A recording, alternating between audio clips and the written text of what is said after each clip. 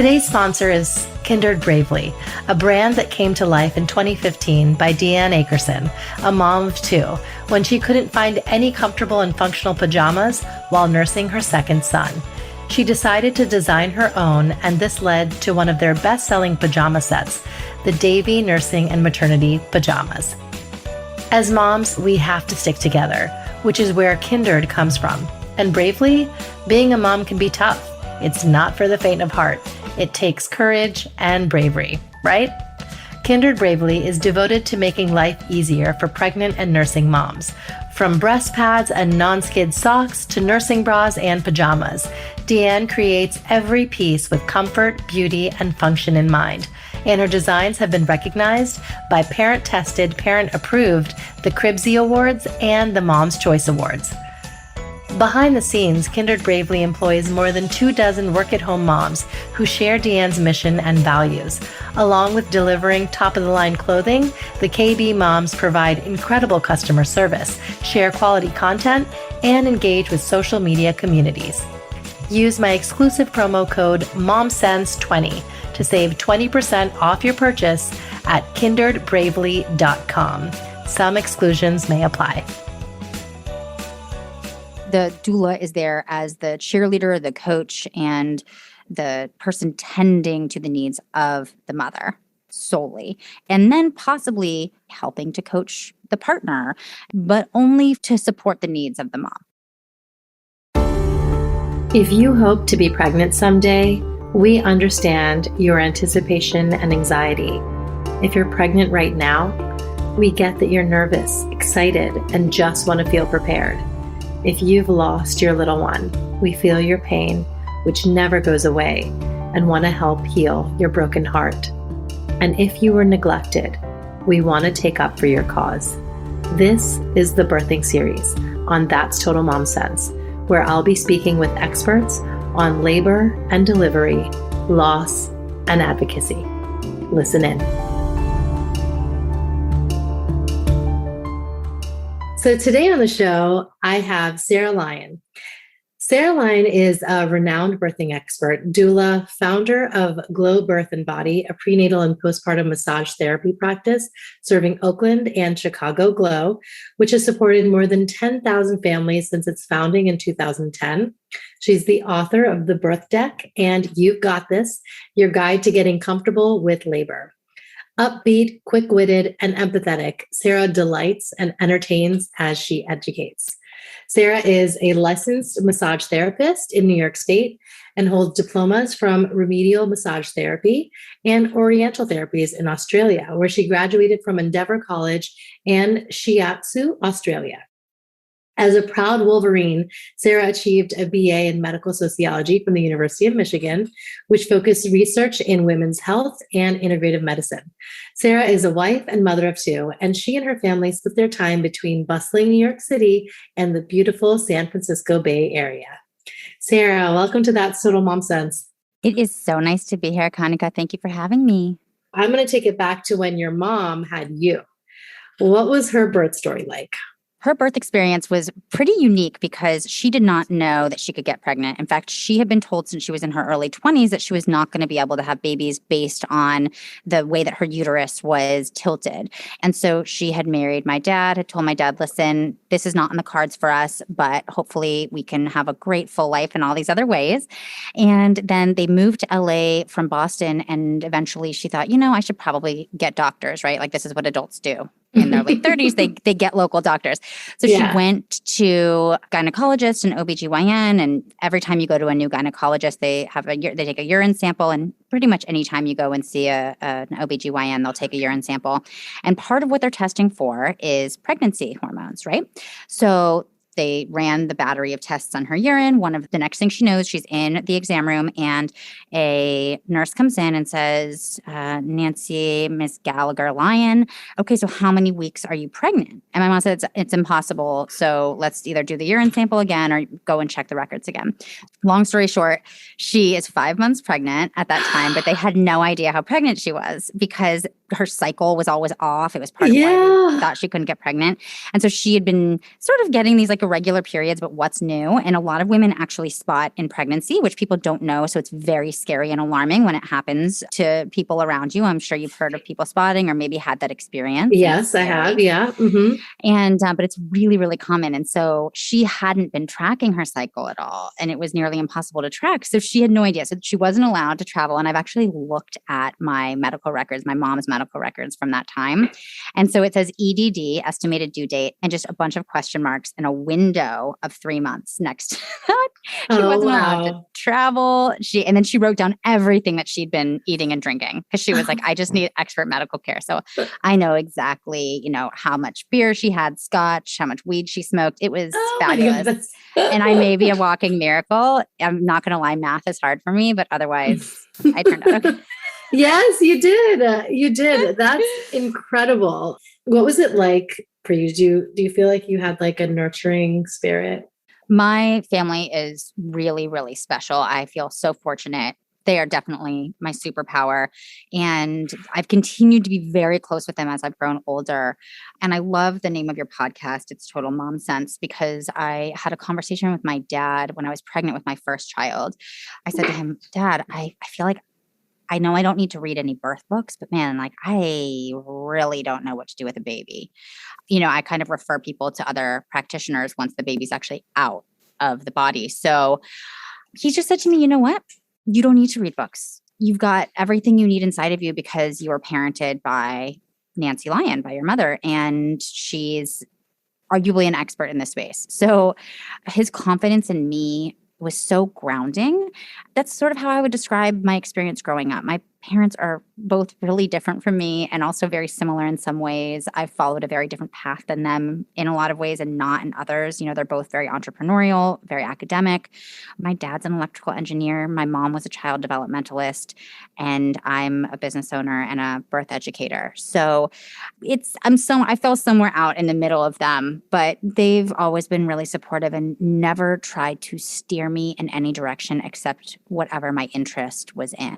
And that feels so special and something that I try to emulate as a parent. Now, how did you get into your field of work?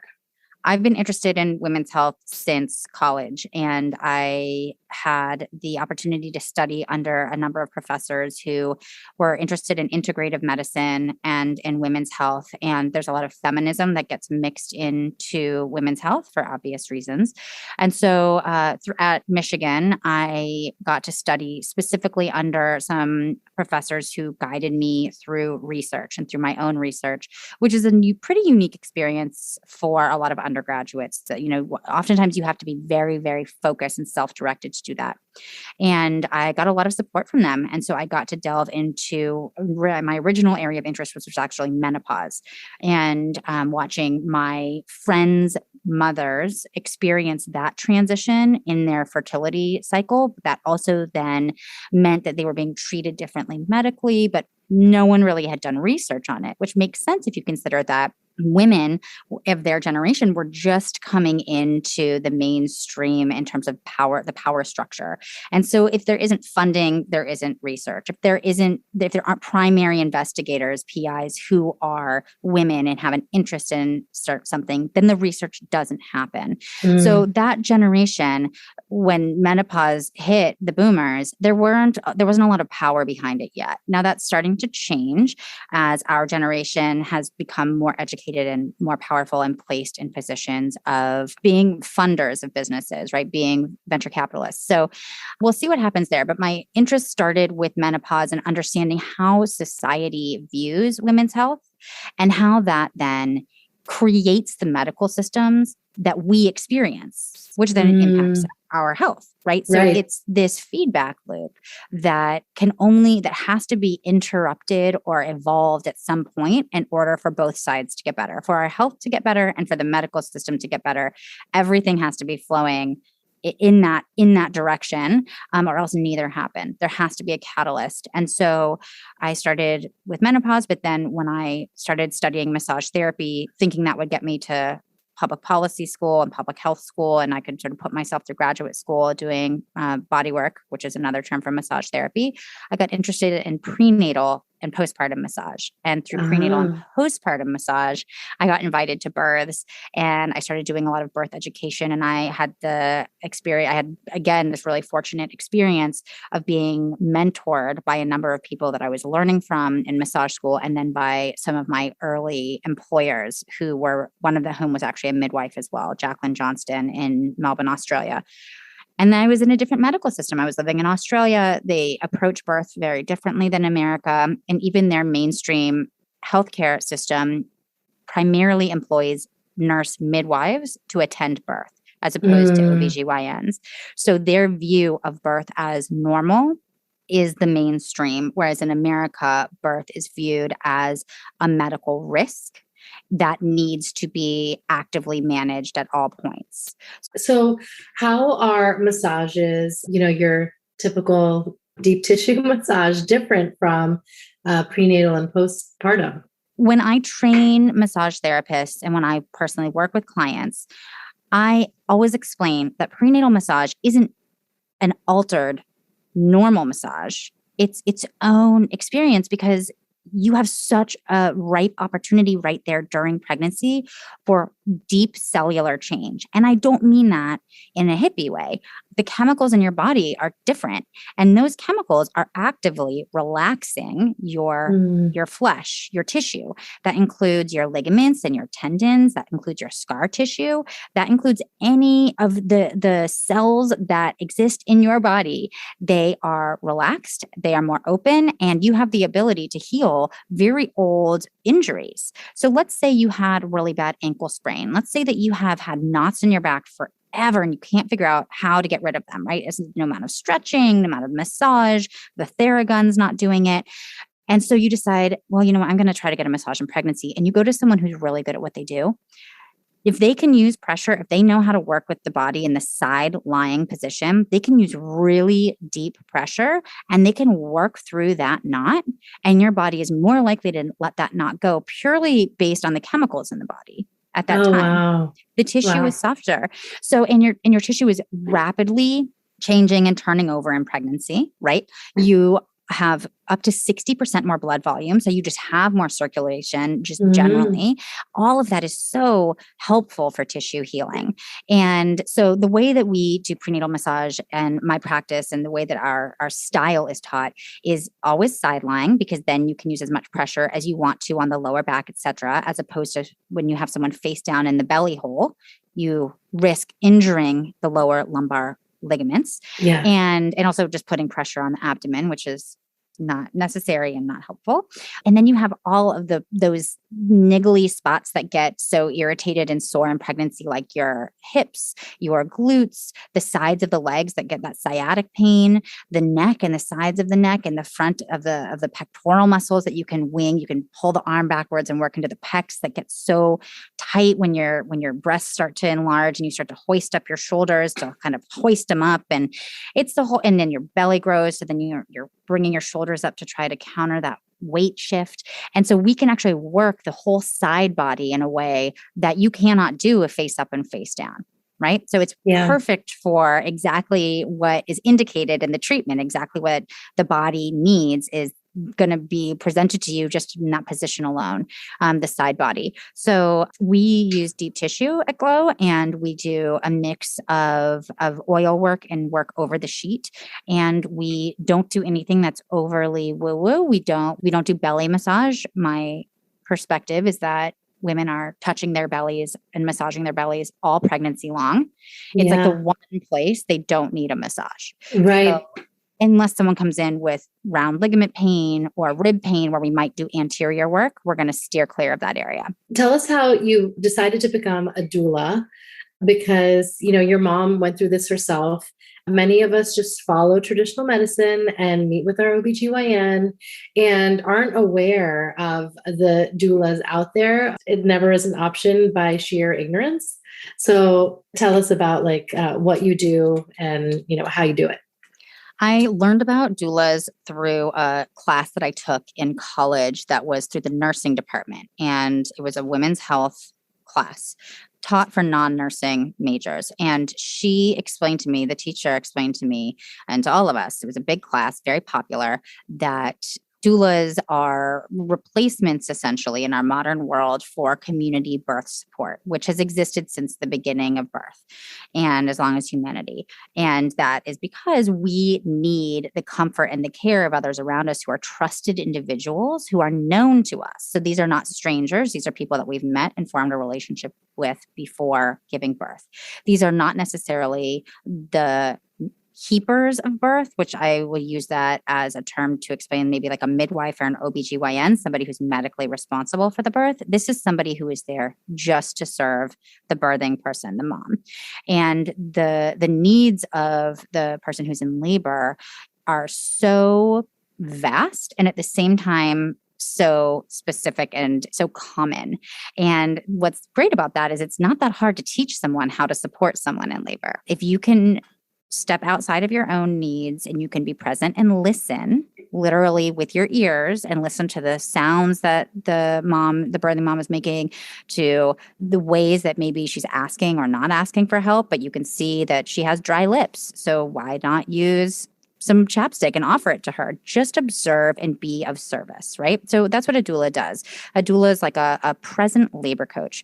And now in our society, we hire those people because we don't birth in community. We don't birth around other people that are lay people, civilians, let's call them. So instead, we are only comfortable doing it in an institutionalized setting. And that means that we are most comfortable hiring someone for that role because birth has in our culture become deeply personal, and we have a self-consciousness around our physical bodies and around the birthing process, which, if we're honest, the birthing process is really raw and real and can be very emotional and very messy. And we don't usually do raw, real, messy things in public in our culture, right? Yeah. So I learned about doulas through that professor in college. And then when I was in Australia, I was invited to birth, and I didn't know a lot of doulas in Australia. Now I do, but I didn't when I first moved there. But my massage clients started inviting me to come to birth.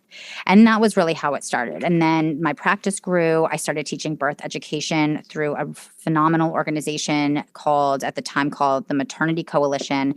And then I got mentored by some midwives and doulas there before moving back to the States, doing some more training here and starting to work as a volunteer doula here in the States as well.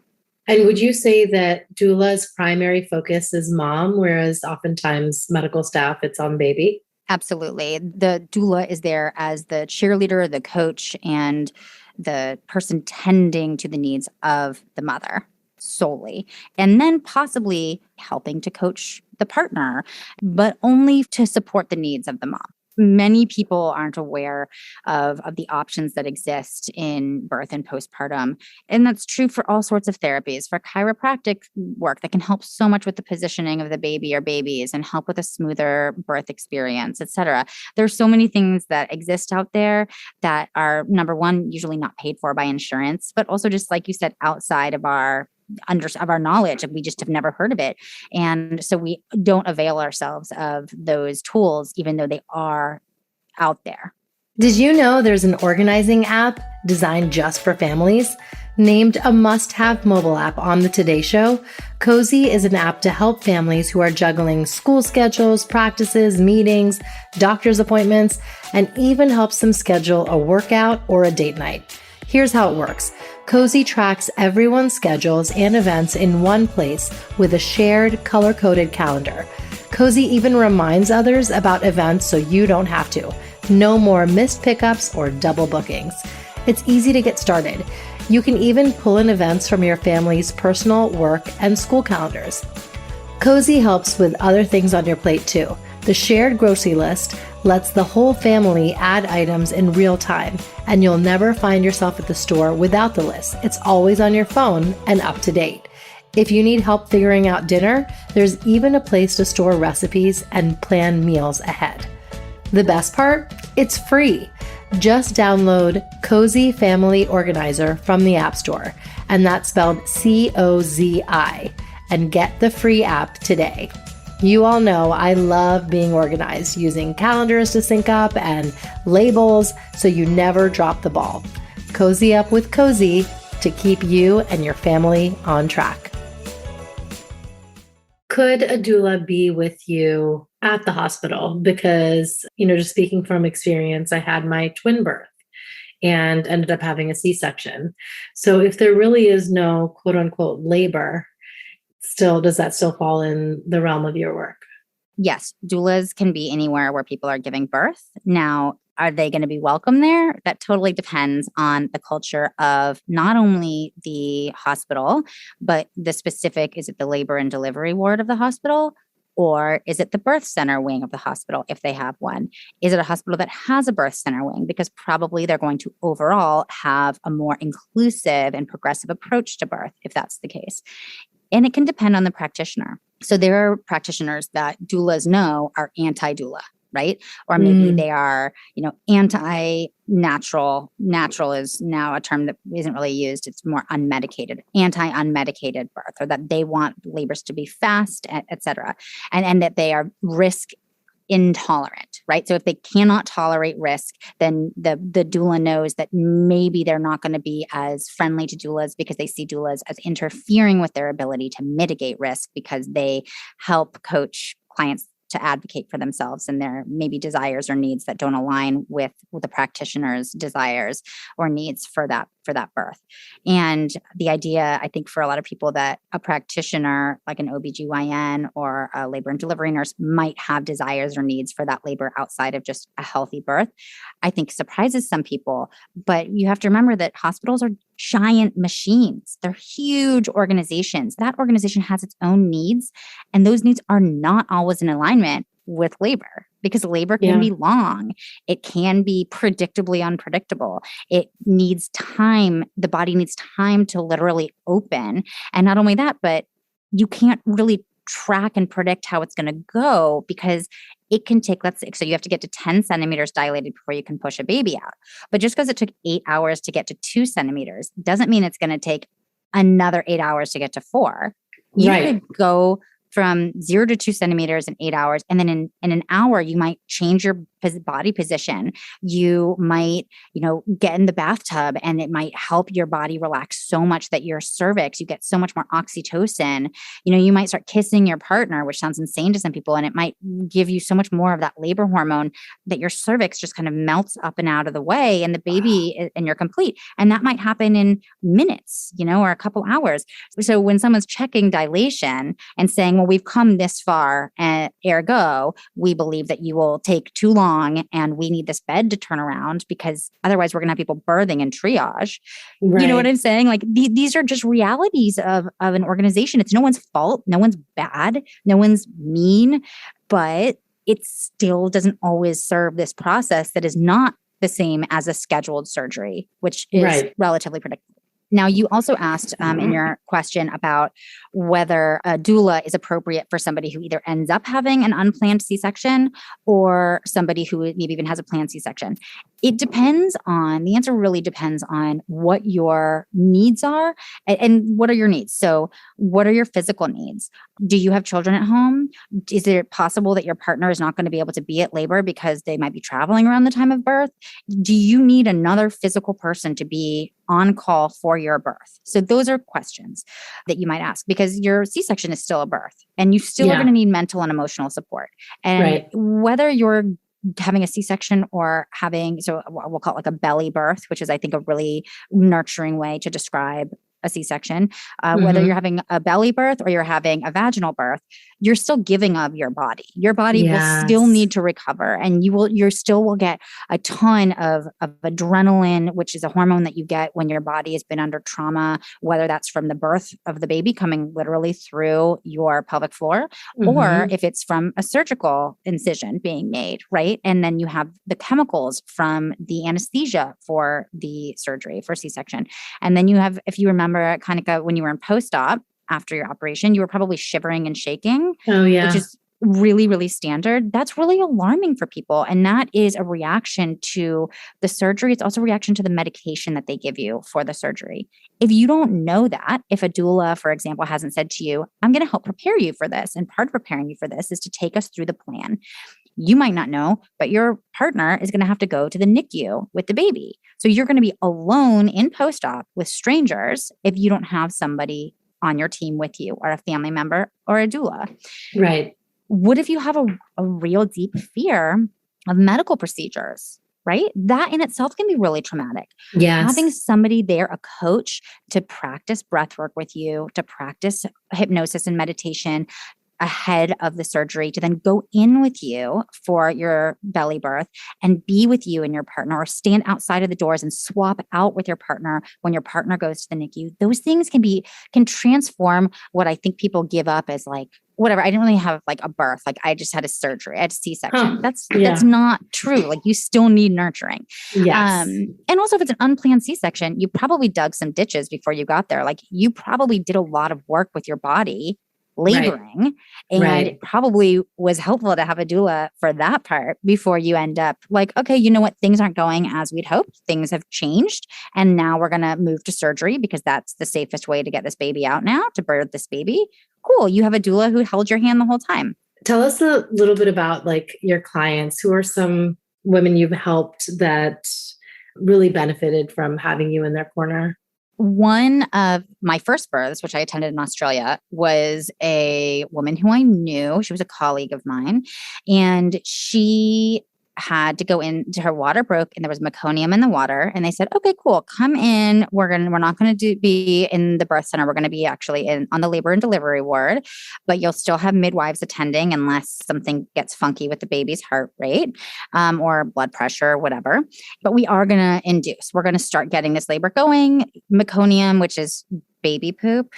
Yeah, it's like black in color. We'll call it womb poo. It is in the water, in the amniotic fluid at the time when the water breaks, or at any time throughout labor. And it just means that the baby's intestines have started working, which technically is not a concern unless the baby is aspirating the meconium. Meconium is in a lot of births.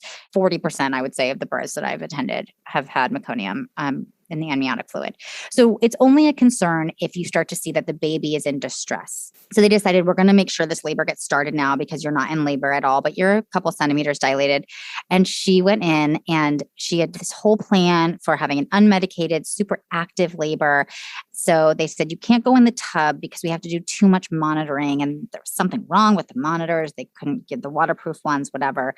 And so I get there and she had a really fast induction, but it was really, really intense. And she really did not want to get pain medication, because she knew that if she got pain medication plus the induction, that it would increase her likelihood of a C-section. So I went in with her, and it was a 6-hour labor, which is super short for a first birth. I did so much hip squeezing. Even if you have Pitocin for induction, you can still have an unmedicated birth for pain medication. You can still be active in labor. Just because you have Pitocin does not mean you have to have an epidural. But what you do need is a ton of physical and mental support, because it is much more intense and you don't get all of the same hormones, the natural narcotics that you would get from a labor that started spontaneously. And there's a whole chemical reason for that. She needed more physical support, and she had a really smooth vaginal birth, even though she was induced and didn't have an epidural. So that's a great example of like a hybrid. Like you had medical intervention. You also had somebody who was using their body's ability to birth to optimal efficacy with the help of external support, a doula and her partner. Oh, that's so great. I now want to get into your book. You've got this. I have it right here. It's brilliant. I absolutely love the animations and your quotes, and the fact that you've really broken down what to anticipate when you're going to give birth and how to feel prepared, and not just mom to be, for her partner. Tell us some highlights that we'll find in your book. I wrote this book because I want people who really don't even have an interest in birth, but want to have an experience that's either different from their last birth experience, or want to give their partners something that is really written with a common vernacular, so just a normal vocabulary that is going to explain a little bit more about labor to demystify it, so that they can get good birth support so that they can get good comfort techniques used on them in labor. Because again, going back to the beginning of our conversation, if you remember that birth support is only recently been handed to professionals, it used to be within our friends groups and our family groups. Now that our partners come to the labor room with us, it's important to bring them on side, but also to not expect them to become experts in something that they have no interest in becoming an expert at, right? So handing somebody like a tome, like a huge book and saying, okay, I want you to be my primary advocate. I want you to learn about all of this so that when we are in the birth room together, you can essentially vet every single decision. That's a lot to ask of somebody. If you instead help them make you feel as comfortable and safe as possible, just the way that that will change your hormones will give you a better chance at a non-traumatic, safe birth. So by reducing your adrenaline and increasing your oxytocin, which is the labor hormone, you will have a better chance at a safer birth. So think about that. That means somebody actually understands where to touch you, like how to rub your back, and not to rub your back, but to press your back, because it actually feels better to have your back pressed in labor versus rubbed. You know, those kinds of little like tips and tricks that don't necessarily need like a 8-hour class, but you could just read some basic explanations and some instructions. So some of my favorite highlights are the foundational concepts, because I think for a lot of us, especially for our partners, having an understanding of why something works helps them believe. Because a lot of this birth stuff was considered to be really fringe for a long time, right? It was all like hippies who were doing this, home birthing hippies. But now we understand that that research is showing how powerful good birth support can be. So talking about the primal brain, and I have a whole section just on the foundational concepts of birth, the primal brain and why these things actually work based on your amygdala, which is your brainstem. So why does distraction work? Because a lot of that actually comes from sports medicine and sport and pain management theory. So this is not something that somebody just made up one day. This is something that's as old as human history and as the brain, and also has been really well researched and documented.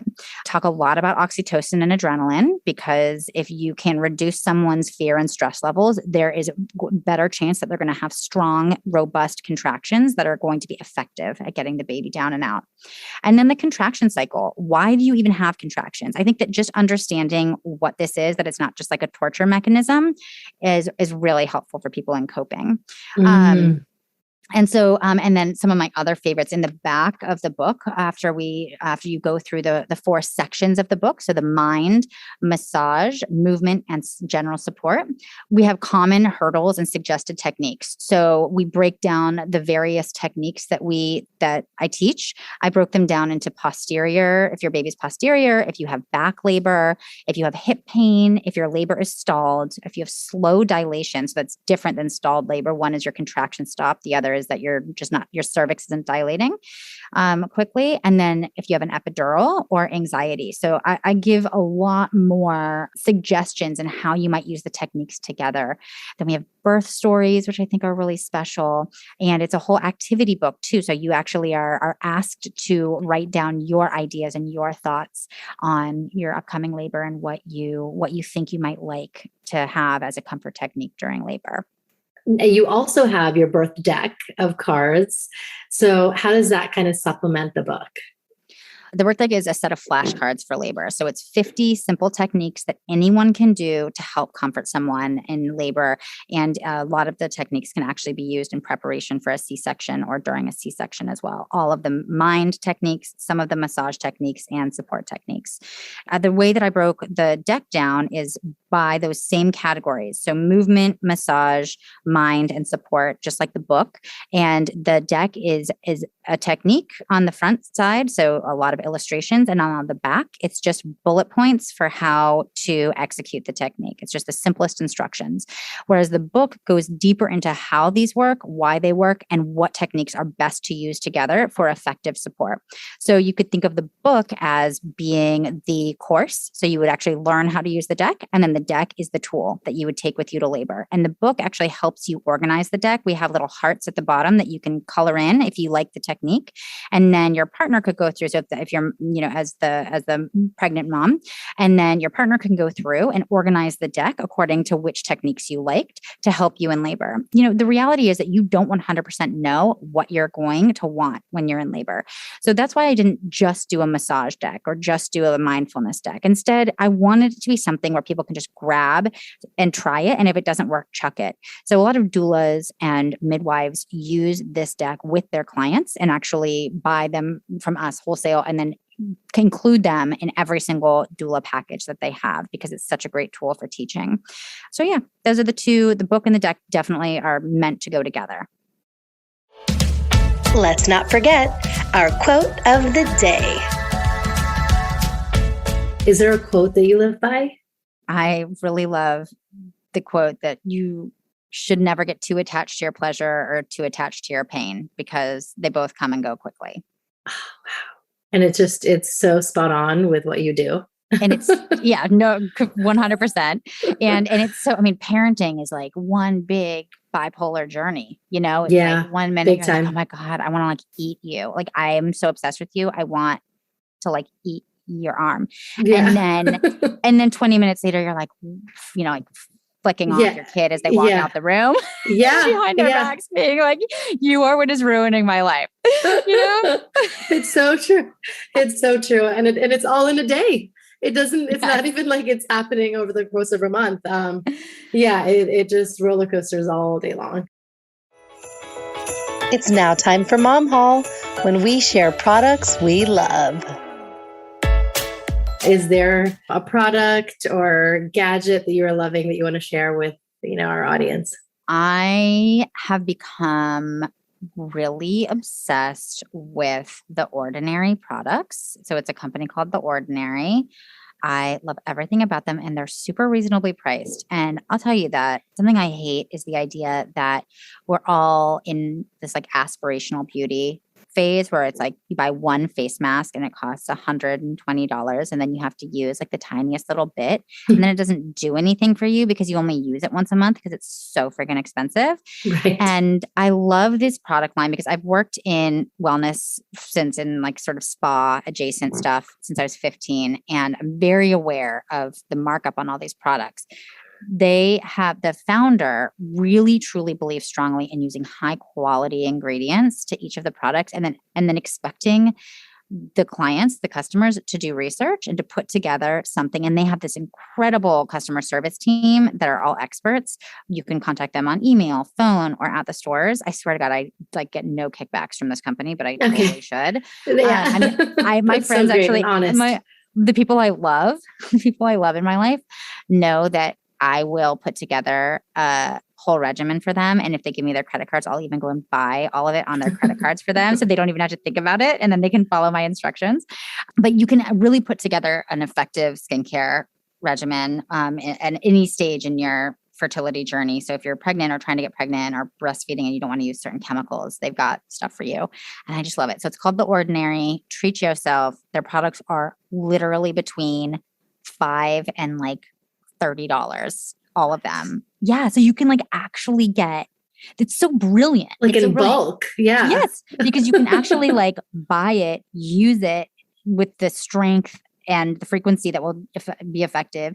And then you can buy more and replace it when it's done or try something else. And it's really, that's not what most products are like. So yeah. Oh, that's so great. That's my like recent obsession. I don't know if everyone already knows about it, but. And where can my listeners find you? Yes. So you guys can find me on Instagram at The Birth Deck. And you can find me on the internet at www.thebirthdeck.com. And if you're interested in massage therapy in the Bay Area or in Chicago, you can find us at Glow, GLOW, birth, like childbirth, and body.com. So glowbirthandbody.com. Amazing. I'm so, so happy to have had you, Sara, on the birthing series. And you helped me flesh this out from the onset. So thank you for that.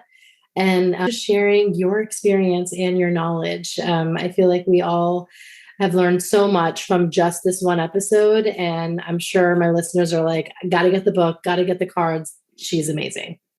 I really appreciate that. And you can come pump up my tires anytime you want to. I really love talking about this stuff. I think it's important. And I think it's really crucial that people who've had kids in the past understand that if you are planning or considering having another baby, that just because you had a difficult experience last time does not mean that you are condemned to that for every birth for the rest of forever. So you have options and there are tools out there. And I'm so happy that I got to talk to you guys today.